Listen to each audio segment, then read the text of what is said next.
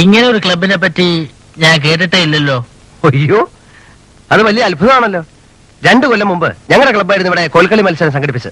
പിന്നെ പായസം കുടി മത്സരം, ഇഡലി തീറ്റി മത്സരം, പിന്നെ അപ്പൊ തീറ്റയും കുടിയാണ് പ്രധാനം. അയ്യോ മുതലാളി ഒരു തമാശ. ഞങ്ങൾ നോട്ടീസ് കിട്ടിയില്ലേ? കിട്ടി. പക്ഷെ ധനശേഖരണാർത്ഥം, അതിന്റെ അർത്ഥം മനസ്സിലായില്ല. ഈ ധനശേഖരണാർത്ഥം എന്ന് പറഞ്ഞാലേ ധനം ശേഖരിക്കുക എന്നർത്ഥം. ശേഖരിക്കുന്ന ധനം എന്തിനു വേണ്ടിയാ ചെലവാക്കുന്നതെന്നാ മനസ്സിലാവാത്തത്. അത് ഞങ്ങൾ പിന്നെ ഈ സ്റ്റേഡിയം നിർമ്മിക്കുന്നതിന് കഴിഞ്ഞ തവണ ഏഷ്യാഡ് നടന്ന ഭാരതത്തിലായിരുന്നല്ലോ. അതിന് അപ്പോഴേ ഞങ്ങൾ വിചാരിച്ച ഈ സ്പോർട്സ് രംഗത്തിന് വേണ്ടി എന്തെങ്കിലുമൊക്കെ ചെയ്യണമെന്ന്. അത് ചെയ്യാൻ ഉത്തരവാദപ്പെട്ടവർ വേറെ ധാരാളം ഉണ്ടല്ലോ. ഉണ്ട്. പക്ഷെ ഞങ്ങൾക്കുണ്ട് ഉത്തരവാദിത്തം. ഞങ്ങൾക്കും PT ഉഷമാരെ MT വത്സവമാരെ ഇവിടെ സൃഷ്ടിക്കണം. സൃഷ്ടിച്ചോളൂ. ആവശ്യമാണെന്ന് തോന്നുമ്പോ ഞാനും കുറെ പേരെ സൃഷ്ടിച്ചോളാം.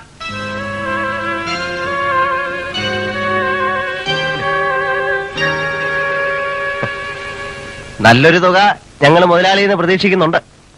കയ്യിൽ കാശുള്ളവർ കൈവലത്തി കാണിച്ച പിന്നെ ഞങ്ങൾ അങ്ങോട്ട് പോകും. മുതലാളിയുടെ 5-8 ബസ്സുകൾ പബ്ലിക് റോഡിൽ കൂടെ ഓടുന്നതാ. അതുകൊണ്ട് അല്ല, വല്ലവരും ബസ് തടയുകയോ ടയർ കുത്തി കീറുകയോ ചില്ലെറിഞ്ഞ് പൊട്ടിക്കുകയോ ഒക്കെ ചെയ്താൽ ഞങ്ങളുടെ സഹായം കാണത്തില്ല. അത്രേ ഉള്ളൂ. അതിനിവിടെ പോലീസ് ഉണ്ടല്ലോ. എന്ത് പോലീസ്? ഇരുട്ട് വാക്കിന് 4 കല്ലെടുത്ത് ചില്ലെറിഞ്ഞ് പൊട്ടിച്ച പോലീസ് ആരെ ചെന്ന് പിടിക്കും? ഞങ്ങൾക്ക് അധികം നേരം സമയമില്ല. ഞങ്ങൾക്ക് പല സ്ഥലത്ത് പോകാനുള്ളതാണ്. കൂടുതലൊന്നും ചോദിക്കുന്നില്ല. ഒരു തുച്ഛമായ ഒരു 1000 രൂപ തന്നാൽ മതി. ബസിന്റെ സുരക്ഷിതത്വത്തിനാണെന്ന് മാത്രം കരുതിയാൽ മതി. ഞാനൊന്ന് ആലോചിക്കട്ടെ. അത് മതി.